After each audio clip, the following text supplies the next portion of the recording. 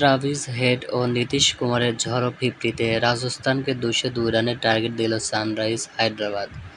এদিন সানরাইজ হায়দ্রাবাদ টসে জিতে প্রথমে ব্যাটিং করতে নামেন। দলীয় ২৫ রানের মধ্যে তারা অভিষেক শর্মার উইকেট হারিয়ে চাপে পড়ে যান। তারপর প্রথম পাওয়ার প্লেতে তারা আরও একটি উইকেট হারিয়ে মাত্র ৩৭ রান তুলতে সক্ষম হয়। এরপর নীতিশ কুমারকে সাথে নিয়ে হায়দ্রাবাদের ইনিংসের দ্রুত রান তুলতে থাকেন ট্রাভিস হেড। দুজন গড়েন ৯৬ রানের জুটি। ১৪.৪ বলে যখন হেড ৪৪ বলে ৫৮ করে আউট হন, তখন ক্রিজে আসেন মারকুটে ব্যাটার ক্লাসেন। শেষ দিকে নীতিশ কুমারের ঝড়ো ৪২ বলে ৭৬ ও ক্লাসেনের ১৯ বলে ৪২ রানের উপর ভর করে ২০১ রানের বিশাল পুঁজি পায় সানরাইজ হায়দ্রাবাদ। নীতিশ কুমারের ৭৬ রানের ইনিংসটা সাজানো ৮টি ৬ ও ৩টি ৪ দিয়ে।